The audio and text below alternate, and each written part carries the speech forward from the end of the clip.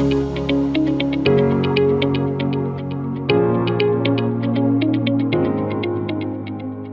वालेकुम क्लास।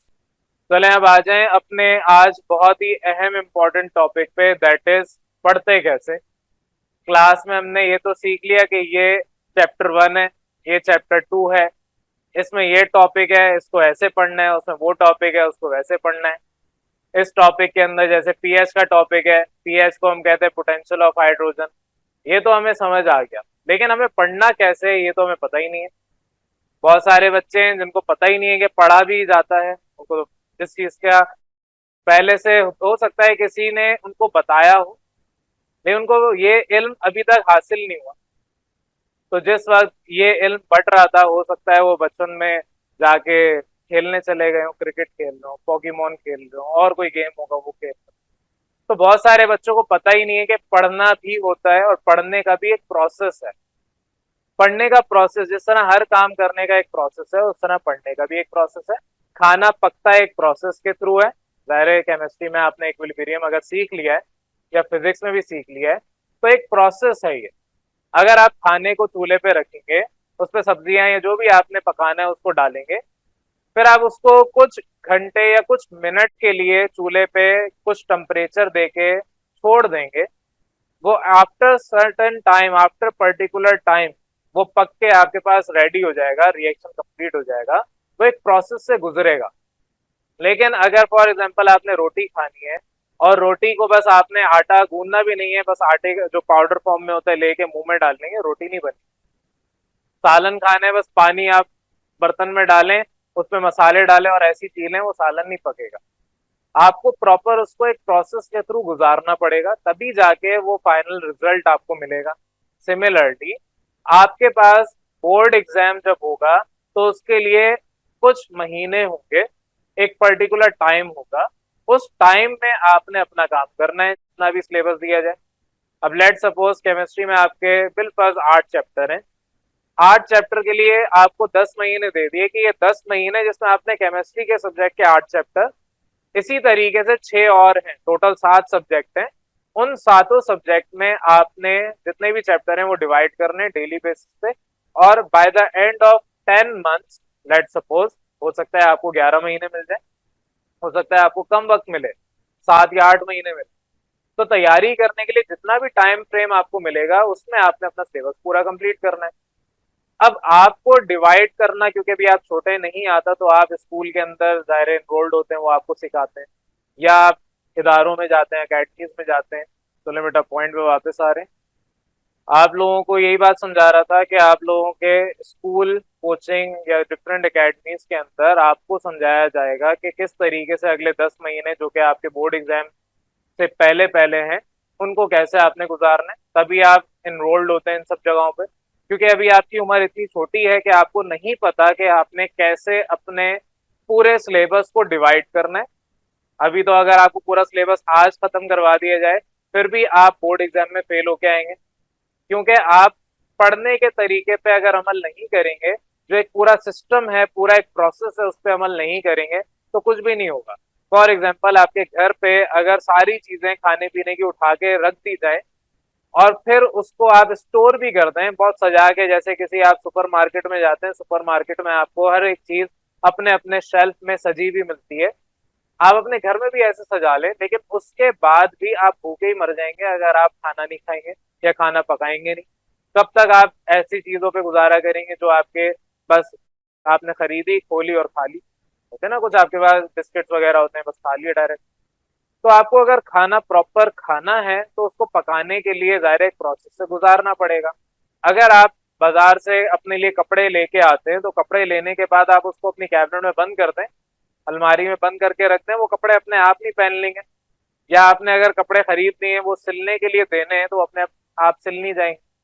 आपको वो एक प्रोसेस के थ्रू गुजारना पड़ेगा। जो आपका दर्जी है, उसको जाहिर है प्रोसेस के थ्रू गुजारना पड़ता है, तब जाके वो आपके कपड़े बनाते हैं। हर एक चीज सिस्टमेटिकल वे में होती है। अब हम एग्जाम्पल ले रहे हैं कि आपने कुरान को, जब अगर मुसलमान हैं या अगर मुसलमान तो नहीं भी, उन्होंने अपनी जो भी रिलीजियस बुक पढ़ी होगी, उसको याद करने का कोई ना कोई तरीका उन्होंने अडॉप्ट किया होगा। फॉर एग्जाम्पल कुरान पढ़ने का एक सिंपल सा तरीका है, सबसे पहले आपको कुरान में सिखाया जाएगा जो भी आप सीखेंगे। अगर कोई सूरत याद करनी है तो उनकी आयतें आपको याद करवाई जाएंगी। पहले आपको सिखाया जाएगा, लर्निंग दी जाएगी, लर्निंग करवाई जाएगी, यानी कि सिखाया जाएगा कि ये आपके पास लफ्ज कैसे इसको पढ़ा जाता है, कैसे इसका तलफ्फुज किया जाता है, सारी चीजें पहले सीखते हैं। उसे हम कहते हैं नुरानी कायदा। नुरानी कायदा आप क्या करते हैं, उससे सीखते हैं। उससे आप ये जो अल्फाबेट्स हैं अरेबिक के वो अंडरस्टैंड करते हैं, समझते हैं। उसके बाद आपको फिर बताया जाता है, बचपन में उसी तरीके से आपने ABCD अलिफ बे सीखी है, आपको पहले अल्फाबेट सिखाए जाते हैं उर्दू के और इंग्लिश के, फिर उसके बाद आप उनको कंबाइन करते हैं। सिमिलरली कुरान में भी आपने जो कायदा सीखा था उसके अंदर अरेबिक अल्फाबेट सीखे, उन्हें कंबाइन किया, और फिर उसके बाद आप सेंटेंस फॉर्मेशन तक आ गए। जाहिर है आपको अभी अरेबिक इतनी अच्छी नहीं आती, आप उससे खुद से सेंटेंस नहीं बना सकते, लेकिन एटलीस्ट पढ़ तो सकते हैं देख के। तो आपने पढ़ना सीखा, सीखा, लर्निंग की। अब उसे मेमोराइज किया। जाहिर है कायदा जो आपने बचपन में सीखा उसको मेमोराइज किया। आप छोटे से बच्चे जो अभी सीख चुका है कायदा, उसको पूरा आ चुका है, तो आप उससे पूछें तो वो आपको ये नहीं बताएगा कि ये क्या है, वो आपको ये जरूर रट के पूरा शुरू से एंड तक सुना देगा। छोटे बच्चों को पोएम्स याद हो जाती है, उन्हें नहीं पढ़ना आता। बच्चे अगर for example twinkle twinkle little star आप लोगों ने सबने याद की भी होगी, पढ़ी भी होगी। बचपन में आप लोगों को स्पेलिंग नहीं आती थी स्टार की, लिटिल की स्पेलिंग नहीं आती थी, या आपको ये वर्ड सामने लिख के दे दिया जाए, लिटिल लिख के दे दिया जाए, आप उसको पढ़ नहीं सकते थे कि ये लिटिल है, लेकिन आपको पूरा याद था। वो इसीलिए याद था क्योंकि आपने उसको मेमोराइज कर लिया। तो सेकंड स्टेप होता है मेमोराइज करना। आपने सबसे पहले सीखना है, फिर मेमोराइज करना है, उसको याद करना है। फिर जाहिर है आप कुरान के ऊपर भी वापस आ रहे हैं। कुरान में आपने आयत याद की। अब अगर नमाज पढ़नी है तो ऐसा थोड़ी करेंगे कि सामने आपने सिपारा खोल के रखा होगा, आपने एक टेबल सामने बनाई हुई है, उसके आगे सिपारा खुला हुआ है और दूरबीन लगाई हुई है ताकि आप देख सकें। जाहिर है करीब से तो आप हवा में तोड़ नहीं सकता, तो आपने चश्मा ही ऐसा पहने कि आपको बारीक से लेटर्स लिखे हुए नजर आ जाएं और आप नमाज फिर पढ़ रहे हैं। ऐसा कोई करता नहीं है। तो आपको नमाज जब आप पे फर्ज होती है उससे पहले सिखा दिया जाता है, कम से कम 4-5 सूरतें आपको याद करवा दी जाती। वो इसीलिए याद करवा दी जाती है ताकि जब आप नमाज पढ़ें तो आपको मोहताजी ना हो, आपको याद हो सब कुछ।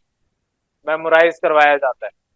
लेकिन मेमोराइज करवाने के बाद सबसे अहम स्टेप आता है, उसकी दोहराई करवाई जाती है। अगर आपको फॉर एग्जाम्पल अम्मा पारा कहते हैं आखिरी सिपारे को, तो वो आपको याद तो करवा दिया जाता है। अक्सर घरों में, अक्सर जो आपके मदारिस हैं वहां पर तीसरा सिपारा सबसे पहले याद करवा दिया जाता है।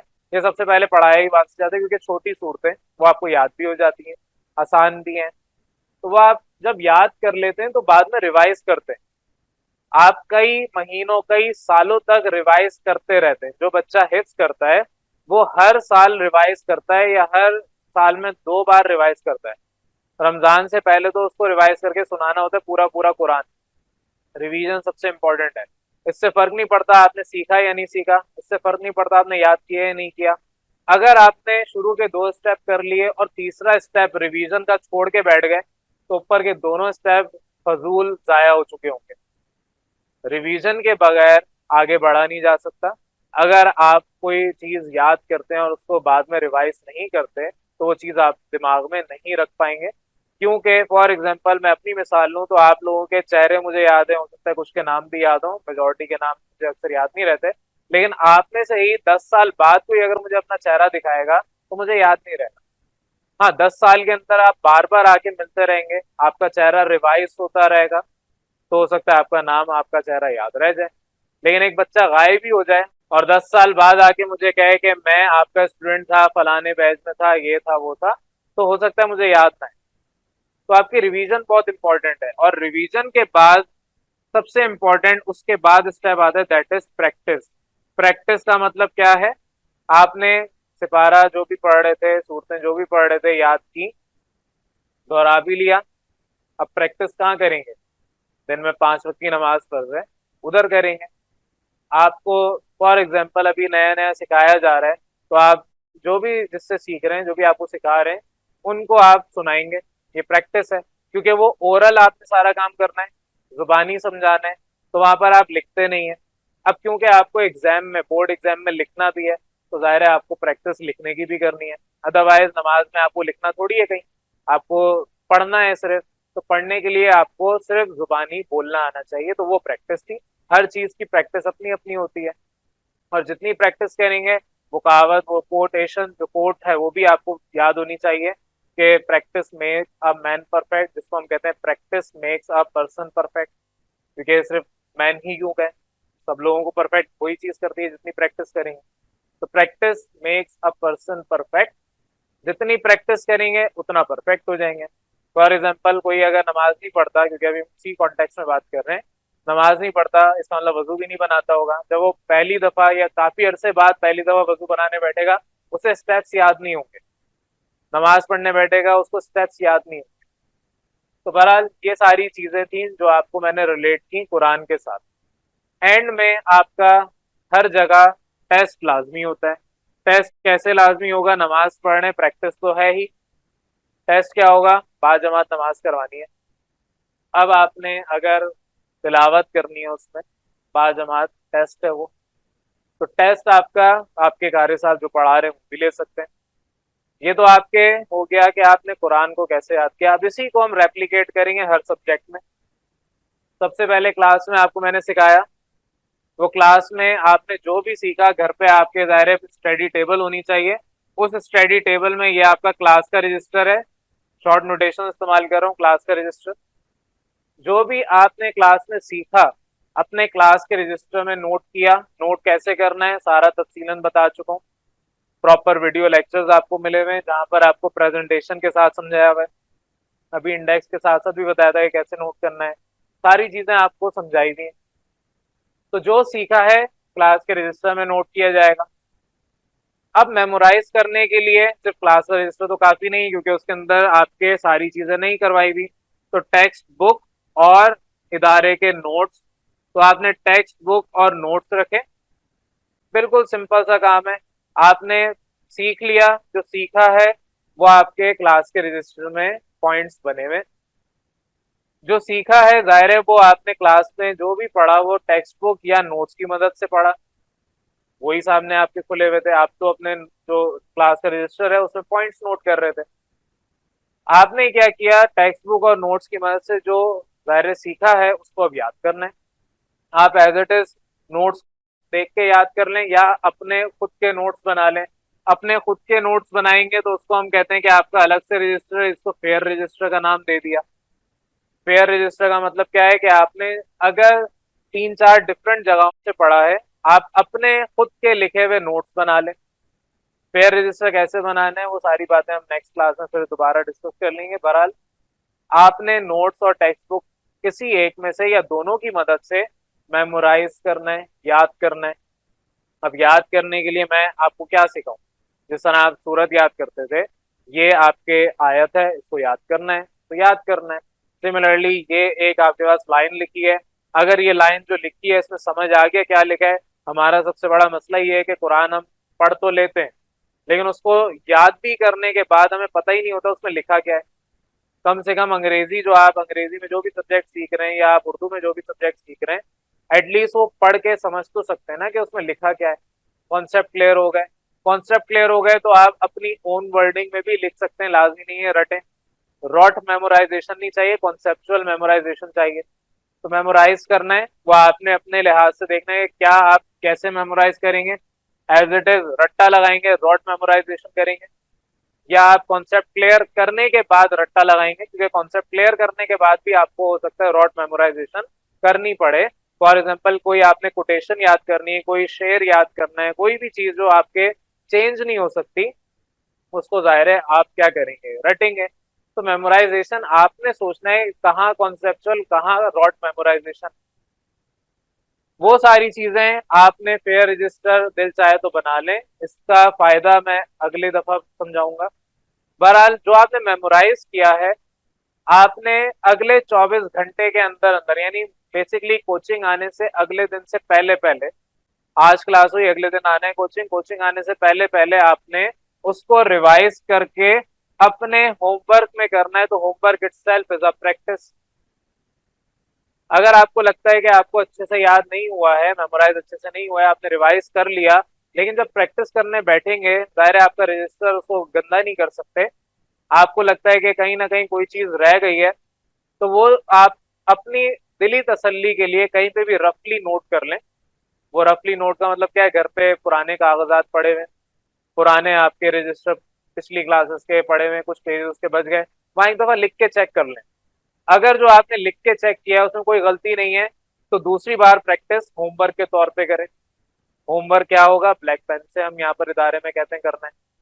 तो आपने क्लास के रजिस्टर में ही होमवर्क करना है, तो होमवर्क आपने प्रॉपर नोट किया।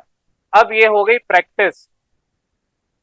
और एंड में यहाँ पर हम इदारे में आपसे टेस्ट लेते ही रहते हैं, असूलन तो ये आपको खुद देना है, लेकिन ये दो जिम्मेदारियां, फर्स्ट और लास्ट, अगर आप टोटल काउंट करें तो आपके पास ये होता है 20%। तो 20% एफर्ट इदारा आप पे लगाता है, बकिया 80% एफर्ट आपने करनी। वैसे ये बनता 40 और ये 60 है, लेकिन जो मेहनत है उसके अकॉर्डिंगली कह रहा हूँ, मेहनत 80% है आपकी। सिखाना हमारे लिए कोई मुश्किल काम थोड़ी है, हमें तो आता है, हम सिखा भी देंगे। टेस्ट लेना कोई मुश्किल काम थोड़ी है, आपने टेस्ट देना है, हम चेक करके आपको दे देंगे। हमारी मेहनत 20% है, मैं तो कहूंगा 20 भी नहीं, 10% एफर्ट हमारी है। 80 to 90% एफर्ट सिर्फ आप लोगों की है। जो जितनी एफर्ट पुट करेगा उसको उतना बेहतर रिजल्ट मिलेगा।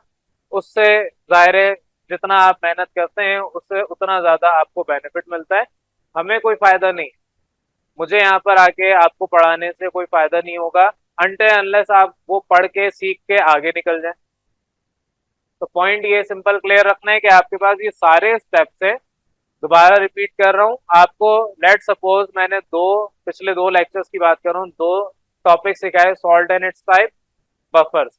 जिस दिन सॉल्ट एंड इट्स टाइप सीखा आपने, घर जाके जाहिर क्लास के रजिस्टर में कुछ ना कुछ तो नोट किया होगा, टेक्स्ट बुक लिखी हुई है प्रॉपर, नोट्स आपके पास मौजूद हैं, आपने इधर से पढ़ के याद किया, याद करने के बाद आपने रिवाइज करके फिर रजिस्टर बनाने तो बनाए, अदरवाइज रिवाइज करके आपने प्रैक्टिस के तौर पे होमवर्क कर लिया।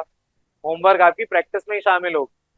अगर आपको लगता है कि आपको सही से याद नहीं है तो आप उसकी कहीं और प्रैक्टिस कर लें, कहीं और लिख के चेक कर लें, अदरवाइज होमवर्क ही प्रैक्टिस हम कंसीडर कर रहे हैं। असूलन आपने 3 दिन के अंदर अंदर 5 से 6 दफा प्रैक्टिस करनी है और उतनी ही रिवीजन भी करनी है। एक हफ्ते के अंदर अंदर आप ये प्रैक्टिस का काम कर लें, लेकिन रिवीजन आप 3 दिन के अंदर अंदर इतनी इंश्योर करें कि आप रिवीजन करेंगे। तो 3 दिन के अंदर अंदर 5 से 6 बार रिवाइज करना है ताकि वो टॉपिक आपको याद हो जाए अगले 3-4 हफ्तों के लिए। और प्रैक्टिस आपने एक हफ्ते के अंदर अंदर 5 से 6 बार उसकी करनी है। बहरहाल फेयर रजिस्टर का कॉन्सेप्ट मैं बाद में समझाऊंगा, अभी वापस आ रहा हूँ। अगेन फर्स्ट पॉइंट क्या है, सीखना, लर्निंग। क्लास में हो गई, क्लास के रजिस्टर में नोट हो गया। दूसरा स्टेप क्या है, मेमोराइज करना। मेमोराइज करने के लिए आपके पास टेक्स्ट बुक नोट्स मौजूद हैं, और भी दीगर जगहों पे आपको दिल चाहता है किसी और इदारे के नोट्स ले लिए, कोई और रेफरेंस बुक ले ली, किसी और बोर्ड की बुक ले ली, फेडरल बोर्ड या जो आपका पंजाब बोर्ड है, कहीं की भी किताब ले लें। आपके पास किताबें और हैं वेल एंड गुड। बहरहाल मेमोराइज करना है आपने। मेमोराइज करने के बाद जब याद हो गया, रिवाइज करें और होमवर्क कर लें। Homework in the form of practice हो जाएगा। और अगर आप कॉन्फिडेंट नहीं है, कहीं और पहले लिख के चेक करें, और फिर उसके बाद जब आपकी गलतियां खत्म हो जाएं तो आप अपने क्लास के रजिस्टर में आके होमवर्क कर लें। याद रखें, होमवर्क देख के नहीं हो सकता। जिस तरह नमाज आप सामने सिपारा खोल के नहीं पढ़ सकते, उसी तरीके से होमवर्क भी आपका ये सारी चीजें खोल के नहीं हो सकता, याद होना चाहिए। हाँ, चीटिंग करनी है कर लें, मसला थोड़ी है। नमाज जनाजे में अक्सर सामने बोर्ड पे दुआ लिखी होती है, लोग क्या करते हैं ऊपर देख के पढ़ रहे होते हैं, देखा है बहुत सारे लोग। तो चीटिंग करनी है कर लें, वो आपका मसला है, लेकिन याद करना अगर आपकी जो बेसिक रिस्पॉन्सिबिलिटी है वही छोड़ देंगे तो बेटा आगे by the end of session जब आपका बोर्ड एग्जाम होगा, करीब होगा, और आप पेपर के लिए परेशान होंगे, उस वक्त सिर्फ परेशान होने के अलावा आप कुछ और कर नहीं सकते। तो एंड के टाइम पे पढ़ने वाला बच्चा कभी कामयाब नहीं हो सकता उस एग्जाम में। मैं ये नहीं कह रहा आप कभी कामयाब ही नहीं हो सकते, आप उस एग्जाम में कामयाब नहीं हो सकते जिस एग्जाम के लिए आपको एक टाइम फ्रेम दिया था और आपने उसको प्रॉपर मैनेज नहीं किया। सिमिलरली आप अपनी पूरी जिंदगी में, लाइफ में, कोई भी आप स्टेज पे हो, अगर आपको कोई एक टाइम फ्रेम दिया जाएगा, लेट सपोज 1 साल है, 2 साल है, 5 साल है, उसमें आप अपनी लाइफ अकॉर्डिंगली प्लान नहीं करेंगे तो आप उसमें भी कामयाब नहीं होंगे। कामयाब और नाकामी का मतलब क्या है? जो आपने सोचा था कि ये करने के बाद आपको ये मिल जाएगा और वो मिल गया है, वो अचीव कर लिया है, सक्सेस है। वो अचीव नहीं किया तो आपकी टर्म में वो फेलियर हो जाएगा। ये एक अलग बात है, अलग बहस है, उसके बाद में बात करेंगे। रिवाइज कर लिया, प्रैक्टिस कर ली, एंड में अपने आप को टेस्ट दे दें। टेस्ट कहाँ से दें? पास्ट ईयर पेपर्स खोलें, उसके अंदर आपको सेम टॉपिक के क्वेश्चंस मिल जाएंगे। फेयर रजिस्टर में बताऊंगा पास्ट ईयर का कॉन्सेप्ट क्या है। तो बहरहाल पास्ट ईयर पेपर आपने लिए, अपने आप को टेस्ट दे दिया वहां से। हर किताब के चैप्टर के एंड में आपके पास कुछ क्वेश्चंस हैं, उसका टेस्ट खुद बना के दे दिया। ये काम आपने खुद करना है। इवेंचुअली इदारे में आपसे टेस्ट लिया जाता है। जैसे मैं हर 5 लेक्चर के बाद छठे लेक्चर में आपसे टेस्ट लेता हूँ। इधर कोचिंग का सिस्टम ही हमने ऐसा बनाया हुआ है कि आपके हर हफ्ते टेस्ट होगा, हर 5 लेक्चर्स के बाद छठे लेक्चर में टेस्ट है। तो आपका टेस्ट एंड में इंश्योर करेगा कि आपने जो टॉपिक्स पढ़े इन 5 लेक्चर में, क्या आपने सिस्टमेटिकल वे में पढ़ा या नहीं पढ़ा। अगर सिस्टमेटिकल वे में पढ़ा है तो टेस्ट आप अच्छा देंगे, और अगर सिस्टमेटिकल वे में नहीं पढ़ा तो जाहिर टेस्ट अच्छा नहीं होगा, मार्क्स कम आएंगे। और इवेंचुअली इससे अंदाजा लगाया जा सकता है कि आप प्रोसेस पे अमल नहीं कर रहे। आप चाह रहे हैं कि कपड़े खरीद के ले आए और कबर्ड में पड़े पड़े वो सिल जाएं। आप चाह रहे हैं कि खाना आपने देचकी में डाल दिया है, बस सारे इंग्रेडिएंट्स डालने के बाद वो कुछ अरसे के बाद, कुछ मिनटों के बाद आपको पका पकाया मिल जाए और आप बैठ के खा लें। तो ये पॉसिबल नहीं है। तो आपको ये भी पढ़ना पड़ेगा, प्रोसेस के थ्रू गुजरना पड़ेगा, और उस प्रोसेस के थ्रू गुजरने के बाद चीज याद भी हो जाएगी। आपको वो प्रॉपर परफेक्टली लिखना भी आता होगा, समझ भी आता होगा। तो ये बेसिक सा सिंपल सा पढ़ने का तरीका है। तो होपफुली अब मैं उम्मीद कर रहा हूँ कि आप लोगों को, अगर अब तक पढ़ना कैसे ये नहीं आता था, तो इसके बाद पढ़ना कैसे है थोड़ा सा आइडिया क्लियर हो गया होगा। और मुझे पूरी उम्मीद है आपको अभी भी क्लियर नहीं हुआ होगा, क्योंकि आपने इस अमल पे चलने की कोशिश ही नहीं की होगी। एक दफा कोशिश करें इस पूरे प्रोसेस के ऊपर चलने की। कोशिश करें कि एक दफा, सिर्फ एक दफा, कोई एक टॉपिक, सिर्फ एक टॉपिक, मैं ये नहीं कह रहा पूरा चैप्टर, आपने 2 चैप्टर्स पढ़ा दिए पूरे 2 चैप्टर ऐसे, उनमें से कोई एक टॉपिक जो आपको अच्छे से आता है उसको एक दफा करके देख लें। और फिर खुद डिसाइड करें कि आपने जो एक टॉपिक ऐसे प्रोसेस के थ्रू पढ़ा है, क्या आप अगर पूरा चैप्टर ऐसे पढ़ लें तो क्या आपको पूरा चैप्टर याद नहीं हो जाएगा। तो ये सिंपल सा पढ़ने का तरीका है, हर काम करने का तरीका है, खाना खाने का तरीका है, मुंह हाथ धोने का तरीका है, वजू बनाने का तरीका है, नमाज पढ़ने का तरीका है। उसी तरह पढ़ने का भी एक तरीका है। उस तरीके पे अमल करें, पढ़ना सीख जाएंगे और आगे अच्छा पढ़ भी लेंगे, आगे हायर स्टडीज तक पहुंच जाएंगे। नहीं तो कोई मसला नहीं है, क्यों इतना पढ़ना, क्यों जहनी मरीज बनना, पढ़ पढ़ के पागल थोड़ी होना है। एंजॉय करें। अल्लाह ने आपको इस दुनिया में ये थोड़ी बोला है कि आपने पढ़ते रहना है। अगर आपसे पढ़ा नहीं जा रहा है, एंजॉय करें। लेकिन बस वहां पर जो हदीस है या जो आपका कुरान का सबसे पहला लफ्ज था कि आपको पढ़ना है, तो उसके लिए फिर आपको पढ़ना है। नहीं पढ़ना कोई मसला नहीं है, आपके ऊपर कोई जोर जबरदस्ती थोड़ी है। क्लियर है यहाँ तक?